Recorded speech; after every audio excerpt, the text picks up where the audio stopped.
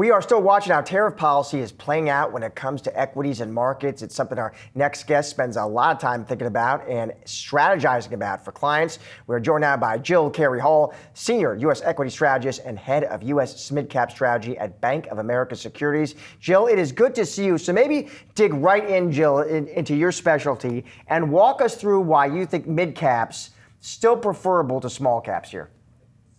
Thanks for having me. Yeah, I mean, I think we've obviously seen a bounce in the Russell 2000, but when you step back, I mean, the tariff agreement between the U.S. and China is certainly a positive, but even before tariffs were in play, we were cautious on the Russell 2000 small cap index because, these stocks have still been struggling to get out of the earnings recession that they've been in since 2023. Tariffs, while there is less incremental risk, are still in play, and there's still a lot of uncertainty, and obviously there is still a 30% tariff rate in terms of China. So smaller companies have thinner margins, so they will get hit harder in terms of the earnings impact from tariffs.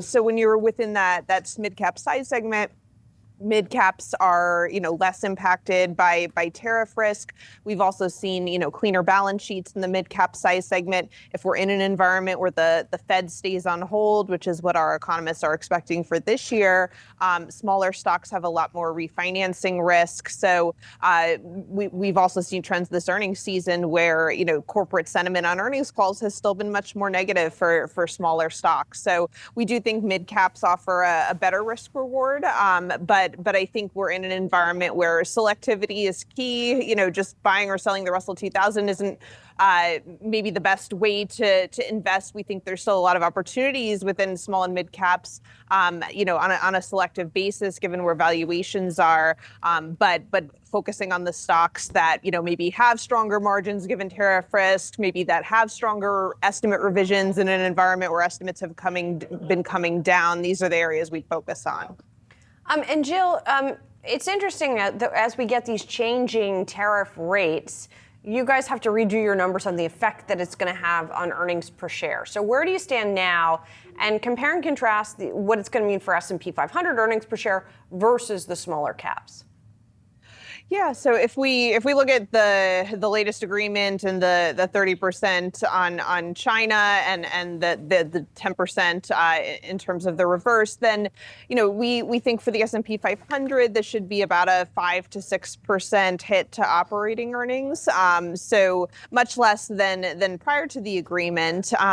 Whereas for small caps, we think the impact could be about 3 times as much, given that these stocks do have thinner margins.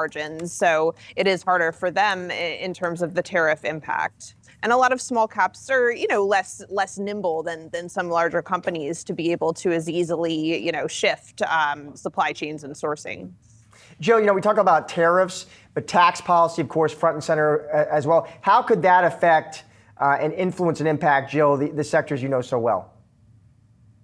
Well, I think, a notable omission from the tax proposals this week was a lower corporate tax rate. So, yet to be seen if that will be included in future proposals, but that was something that many investors were bullish on earlier in the year. The drop in the corporate tax rate was something that benefited, small caps in particular last time around. This time, originally many, news sources had cited it would be for domestic manufacturers only. So potentially a smaller benefit, but still a benefit. But that was left out of the proposal this week. I think in terms of some of the other proposals that we saw in terms of tax policy, certainly some benefits for the lower income consumer, which could have implications for retailers in areas that cater to lower end consumption. If we see an expiration or a phasing out of some of the clean energy, clean vehicle tax credits, more negative for some of the clean energy stocks, but some of the other provisions could be positive for domestic manufacturers in the U.S. So a lot of moving parts and a lot of puts and takes, but that's a reason we think this year is going to be a year where, stock selection is important. Jill, among the stocks that people should be selecting, should it still be large cap technology, right? We've seen now that risk on sentiment has come back, those stocks are definitely leading, participating at the very least, leading at most. And so is that still an area that people should be looking at? Right.